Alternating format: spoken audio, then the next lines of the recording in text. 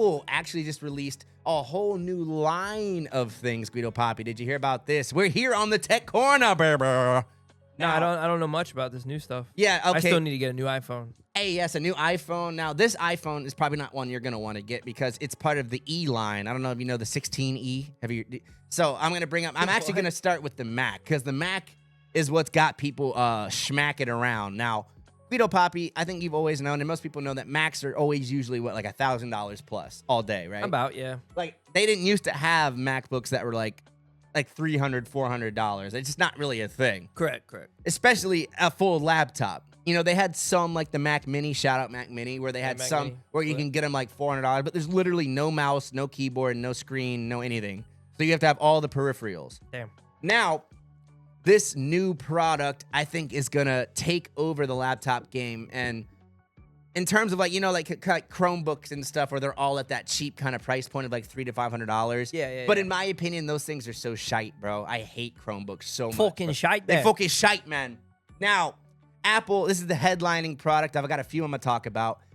The first one is the Apple MacBook Neo. Yes, it is the most affordable laptop Apple has ever made. Now, it is still, in terms of like the build, it's still made of titanium, so it still feels nice. I actually have a laptop right here so you guys can look. So it actually is going to look very similar to this, but much smaller. But, you know, in terms of the power, because this is the thing that I argue with people a lot of times now, the computing power and the chips in these Apples have become so good that you could almost get away with like less RAM and less memory and things like that because Apple and their M1 lines, like, I don't know, you haven't gotten a new phone yet, so you don't know necessarily, but they made their own chip. Did you hear about this? It's called the Apple M1 chip. So it's kind of like how Intel would make like computer chips and things like that. So when Apple decided to cut out the middleman and make their own in-house chip that worked perfectly with their software. Okay. And that's why the new, like, especially the new MacBooks, the new iPhones, they run so well. And now they're able to bring down the price point even more because they don't have to pay Intel for these chips. So it's really changing the game. And this computer is actually really interesting because it's not even using the chip that you would think it would use. It's using an iPhone chip in this computer.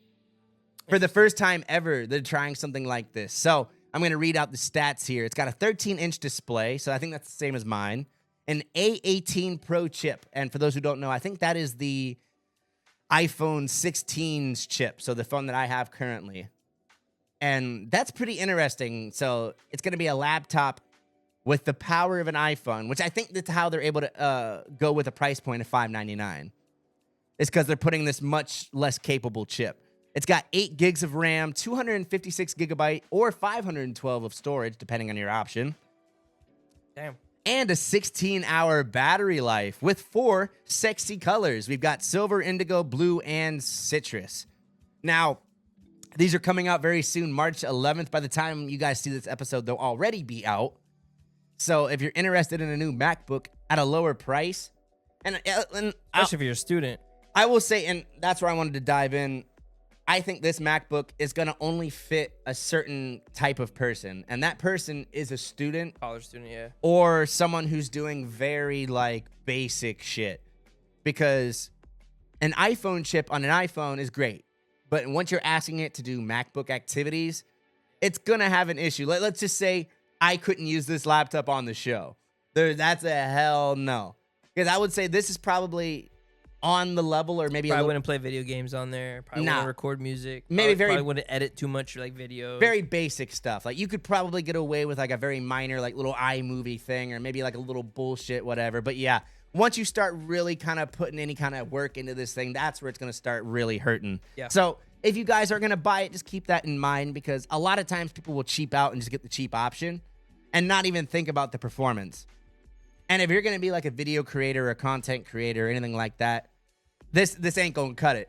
This is something for like browsing the internet, like doing your quizzes at college, you know, looking at porno, whatever you want to do with it. Hey, but don't just always cheap out. Like, especially with Apple, they offer like a whole crazy range of stuff depending on what you need. And speaking of that, the new iPhone that they just came out with kind of fits that that range as well, because The 17E is like their budget iPhone, basically. They're coming out with all the budget products right now, I guess. Budget Mac and a budget iPhone.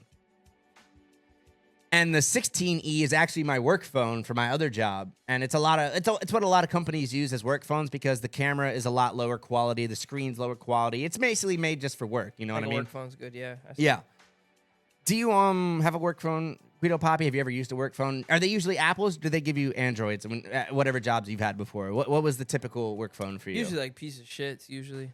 Yeah, and that's what I agree. Super like piece of shits. And I think this is where this kind of phone, I'm glad, and it came out a few years ago, the original 16E. It was a cool option because you get the chip of like the new iPhone, but without all the crazy like cameras and shit like that. Where if you're just at a job, you don't need like a fucking 4K 60. Yeah. You know what I mean? If you just need to take a picture of the shitter, if you need to take a picture of your the grass that you just cut or whatever your job is, you know what I mean? Yeah, is that what landscapers do? They do after they like Uber Eats. So after they cut the grass, they take pictures and send it in. Well, yeah, and especially That's like funny. For more like blue collar jobs where you have to do like work orders and take pictures of like your work and stuff just to make sure because they don't trust nobody out here, dog. It's crazy. Verification. And so as like an employer, this is a nice option because this is also coming at $599, which compared to like $1,000 iPhone, you can get almost 2 of these for that price. True. So I think that's a pretty cool option. Let us know in the comments. And that's the problem to me because I don't know, because sometimes it's hard to justify the Pro because a lot of people don't need Pro. They just get Pro because it's nice and expensive and whatever. But a lot of people don't even know about like all the crazy camera options and all the insane. Oh, I could play 50 games at once and I could edit 10 videos. If you're a normie kind of person and you want a cheap phone, this actually could be a decent option for you. Not even as a work phone. So let us know, guys, if you would get this kind of thing. But the next product that they came out with is one that I was actually excited about. I don't have an image for it. It's not really much of a picture, but it's the new AirTag. So this is something that they haven't updated in a really long time. I don't know if you're a fan of AirTags, or do you have any kind of tracking kind of chips or anything like that? I used to have quite a bit of AirTags. Yeah. And I think personally, like, depending on like the person, because some people are just more forgetful than others. Like me personally, I'm always the one that like, oh, I tuck my keys somewhere weird, or I tuck my wallet somewhere weird. So AirTags for me have been vital. Yeah. Or if you have a cat, put an AirTag on your fucking little rat cat. And then, bro, you're set. Because if they like, because cats like to hide in places where you can't find them. And, like, I'll be like, oh, are you outside? Are you somewhere where you're not supposed to be? And I'll freak out low-key. And then now that I have the AirTag, I can always just make sure, oh, she's hiding in the fucking basement or the attic or something. And I'm like, okay, cool. I don't have to have a heart attack. So the AirTag 2, basically, same size, same thing, but improved battery life, tracking, things like that. And overall, I think for $30, it's probably the best tracker you can get that isn't like a GPS tracker. Interesting. Because those ones are like, because my brother, shout out my redneck brother, he has like, what do you call it? Like a $500 like active GPS tracker, but he also lets his dog just fucking out. He's like, see ya. Like he's like, he sends his dog like, it'll be like 5 miles away, like in town. Oh, damn. It's literally roaming the streets.